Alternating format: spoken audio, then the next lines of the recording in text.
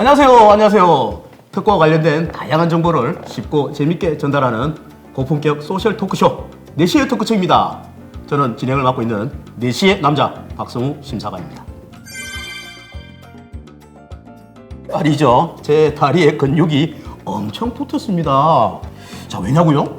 자, 이제 4시의 토크쇼입니다가 100회를 향해 꿈의 100회를 향해 달려가고 있기 때문인데요.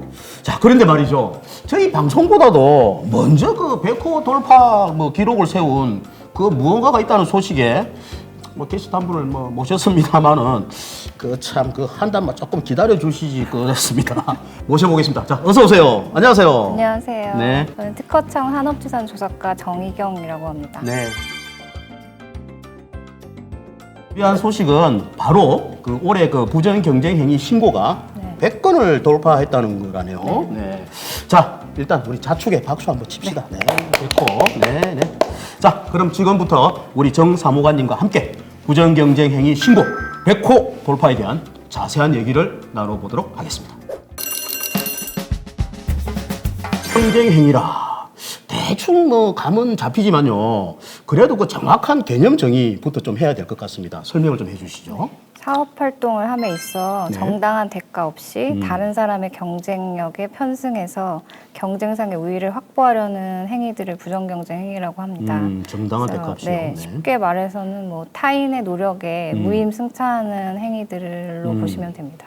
그렇군요. 자, 그런데 저희 특허청에서는 그렇게 적극적으로 홍보는 하지 않았는데 말이죠. 네. 근데 지난 1, 2년간 동안 이래 부정경쟁 행위 신고가 100건이 넘었다는데 정확히 언제부터 우리 특허청이 이 부정경쟁 행위에 대한 조사를 하게 됐나요? 재작년이죠. 네. 부정경쟁방지법 개정을 2017년에 7월에 해서 네. 상품 형태 모방 행위에 대해서 특허청이 조사랑 시정 공고를 할 수 있는 권한을 갖게 됐습니다. 네. 그래서 그해 9월부터 첫 사례를 조사를 하게 됐습니다. 네. 그래서 2017년 12월에 첫 시정 공고를 하게 되고 네. 그것이 보도가 되면서 신고가 이제 계속 들어오게 된 겁니다. 그렇군요. 네. 자, 보통 부정경쟁 행위라 하면은 일반적으로 생각할 때는 상표 무단 사용, 네. 그다음에 영업 비밀 침해, 그렇죠.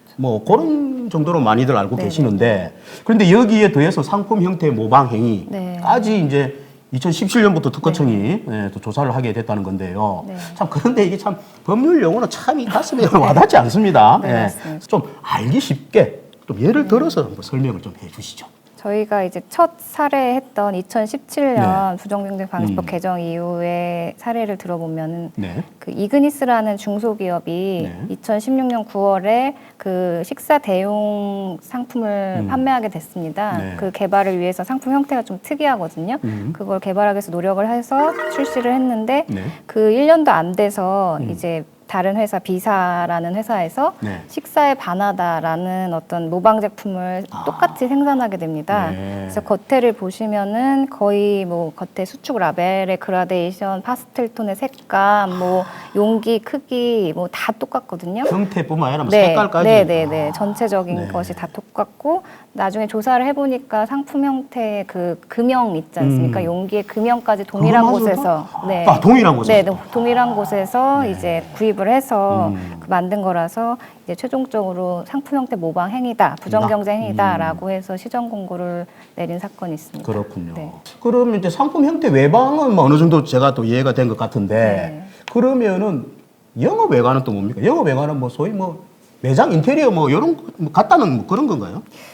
네, 그렇습니다. 네. 수요자들이 그러니까 시장에서 네.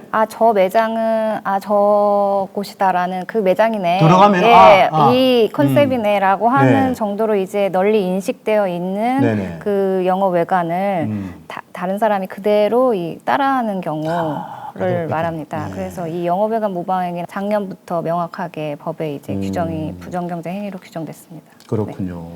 자, 그렇다면은 최근 부정경쟁 행위 신고 100건에는 아무래도 아까 말씀하신 이제 신설된 조항 그런 것들이 좀 많을 것 같은데 신고 유형별로 보면은 또 어떻게 또 볼 수 있습니까? 신고 접수된 100건 중에서 네. 그 상품 형태 모방 행위가 47건으로 제일 네, 많았고요. 그렇군요. 그 중에서도 이제 상품 형태 모방 행위 중에서 식품류나 가방, 안경, 문구류, 각각 89%로 대부분을 차지하고요. 네. 그 이유는 저희가 볼 때는 이제 손쉽게 모방할 수 있고 트렌드가 좀 빠르게 변해서 디자인 등록까지 받기에는 좀 시간이 오래 걸리니까 치고 빠지는 그렇죠. 거네요. 네. 그런 것들이 많은 걸로 보이고 네. 그 다음으로는 2018년 7월부터 도입된 아이디어 탈취행위 신고가 34건으로 가장 많았고요. 네. 그 다음에 뭐 상품 영업체 혼동행위 이게 11건으로 그 다음이었습니다. 그렇군요. 네.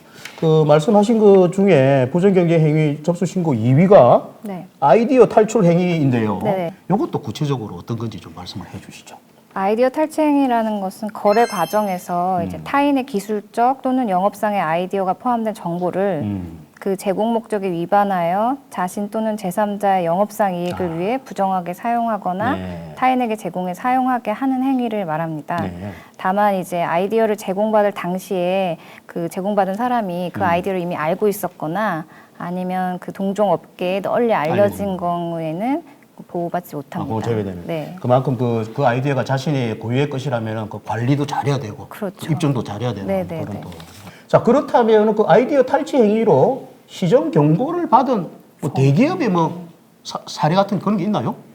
네, 첫 사례에서 이제 있군요. 네, 네. 대기업이 그 미생물제를 납품하는 거래 관계가 10년 동안 있던 중소기업에게 그 미생물제를 받아서 그거를 산학협력 중인 대학교에 전달해서 다른 또 실험을 하게 됩니다. 그 결과 이제 동의 없이 그 산학협력 중인 대학교와 공동으로 이제 그 신규 미생물제를 공동 특허를 등록하고 또 악취 저감에 사용한 행위가 하하. 그 아이디어 탈취에 해당한다고 판단한 사례가 있습니다. 그럼 맨 처음에 그 악취 제거를 만들어냈던 전문 회사는 배제하고 그렇죠. 그 네네. 대기업하고 또 다른 그 산학 대학교랑 대학교 자기네들끼리 해서. 또 네네네.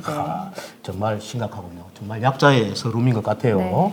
자, 근데 그 아이디어라는 거는 그 눈에 보이지가 않습니까? 네네. 근데 그 탈취했다 안 했다 그 판단하기가 쉽지 않을 것 같은데 네. 어떻게 그 아이디어 탈취 여부가 결정되는지 그것도 또 궁금해지네요.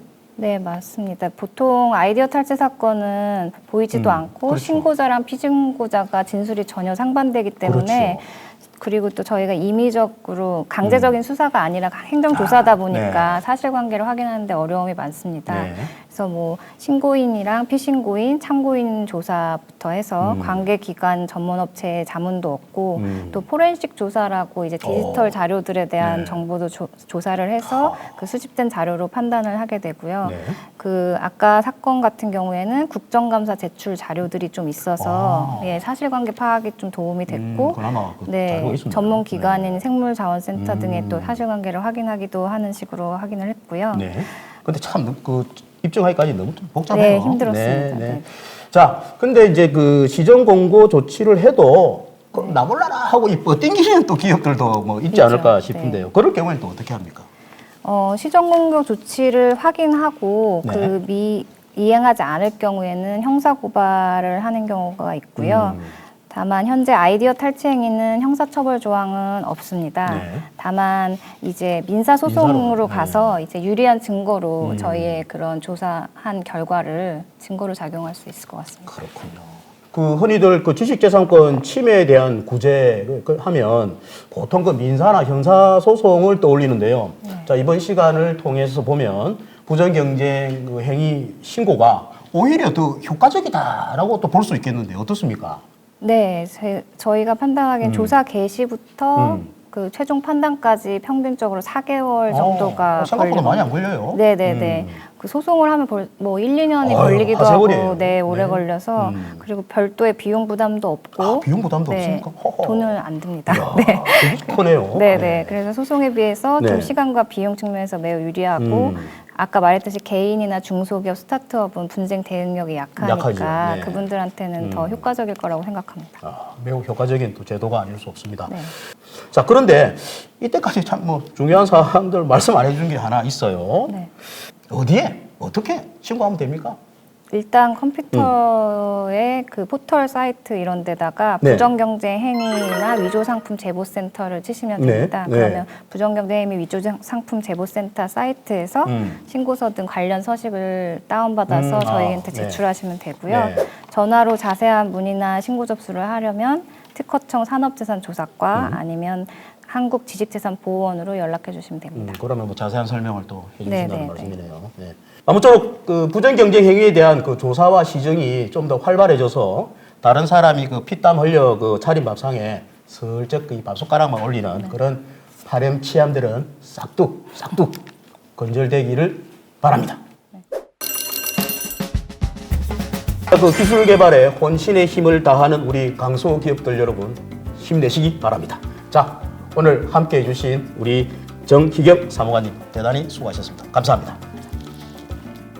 네, 대한민국 국민 모두가 지식재산 경쟁력을 갖추는 그날까지 4시의 특허청입니다도 방송 100회를 향해 열심히 달려가겠습니다. 대단히 감사합니다.